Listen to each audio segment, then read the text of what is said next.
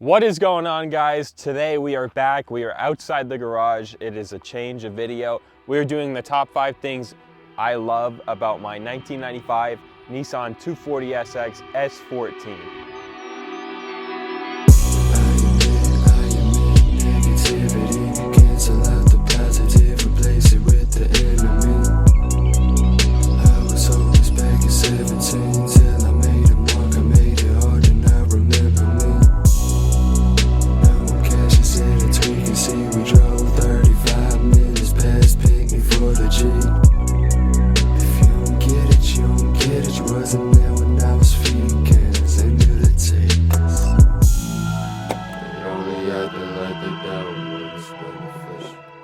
This is an RB25 DET. I believe it is a Series 1 motor. It is from an R33 GTST, and it only had 40,000 miles on it when I got it. Now it's at 61,000 kilometers, so it's really a low mileage motor and it's healthy. It's all stock, except stuff like the intake and the intercooler piping, and then I did coil packs and some sensors. I just made it more healthy. I was troubleshooting some stuff, so I got a new cam position sensor. It's all OEM parts except for the coil pack module. It's a really good build and it's super reliable. Typically 240s aren't that reliable, but with the Skyline motor in it, it's actually extremely reliable. I think that motor, the RB25s, are rated like one of the healthiest clean burning engines or something like that. So it doesn't suck that much gas. It is turbocharged, it's stock turbo. It even has the heat shield on it back here, you can see. I've had no problems with it. When I was troubleshooting everything, if you guys are wondering, the sensor that went out is my mass airflow sensor. It's from a 300ZX. The previous one went out, so I bought an actual RB25 one. It shouldn't make a difference, but that was the only problem with it. So after troubleshooting everything, that's the only problem I had with it. And it was because it wasn't an RB25 part. Next, we're moving on to the interior. So the first thing you notice is the S15 seats. The interior is complete except the S15 seats technically. So I have them front and back, and I believe they're Autech edition because they have the orange underneath and they're like a little bit different color with the red stitching.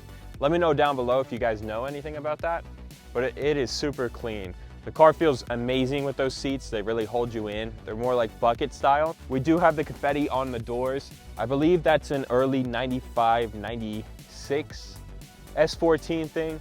I'm not 100% sure, but I think I read that online. One thing I did do to the interior is this 3D printed bezel.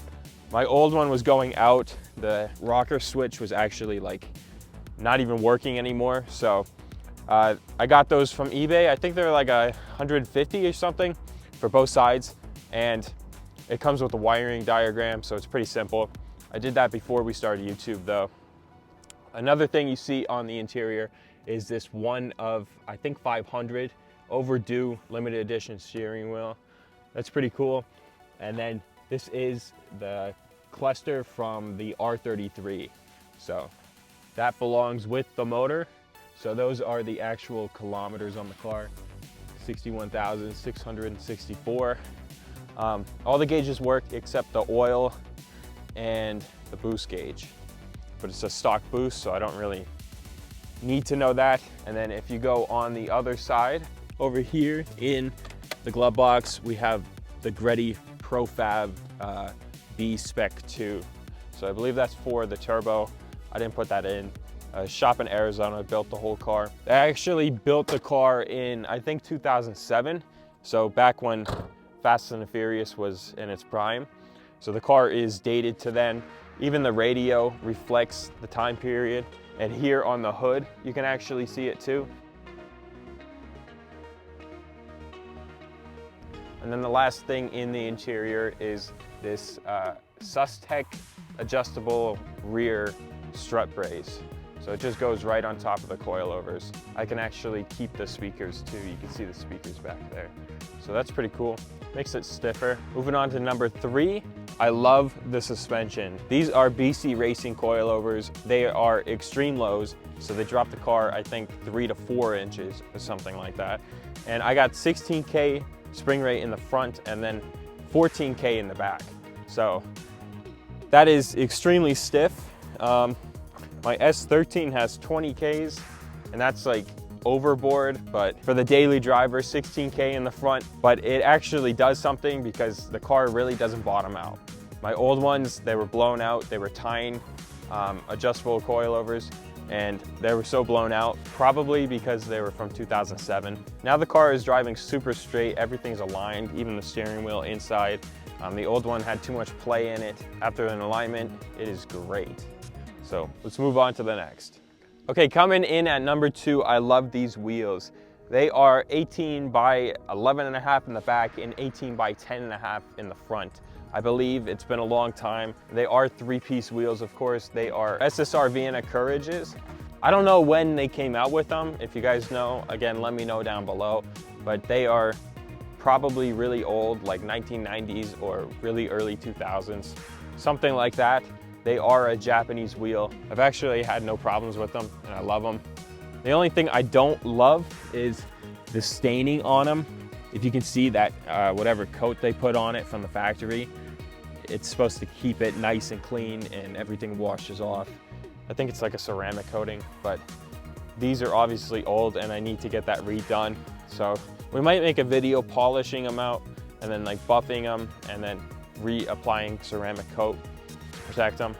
So I love the wheels. I think it goes really well with the car, especially the color. I love that light silver with the flake in it. It goes really well with the chrome and then the dark color of the car. And I love the 5-spoke. It really stands out. Coming in at number 1, I love the body kit of this. So this is actually all fiberglass. So I believe it's Origin Labo. They make a ton of knockoffs of this, of course. Like Vertex, I believe they made a polyurethane one. I don't know if it's a knockoff, but it's polyurethane, and this is early 2007 fiberglass stuff. So I love the kit. So Origin Labo back bumper, Origin Lab side skirts, I believe. And then this is an AIT front bumper. This again is fiberglass and it fits beautifully. I assume they put in a lot of custom body work to get that to fit well.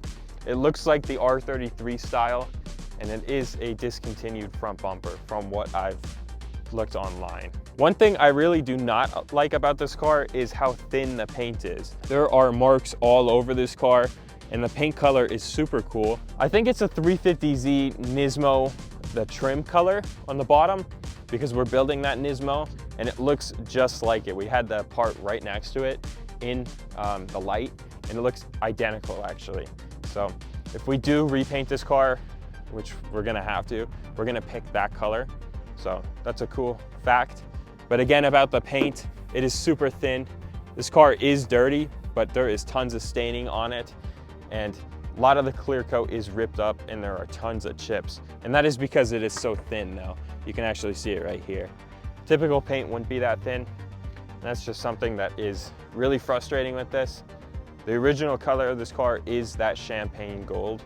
So I guess they just wanted to do a cover-up paint job. And then this roof spoiler, I don't know where it's from, but it is a gold carbon. It matches the hood. And this, of course, is a stock S14. I think it's the Zenki wing. So, and then the hood is a VIS. I think it's a TAC or Racing or something 2, I believe. I forget, it's been a long time, but someone told me that hood is discontinued too, but I'm not sure. You could probably find it somewhere. I actually have to redo that one, and we'll make a video on that because that one has tons of missing clear coat.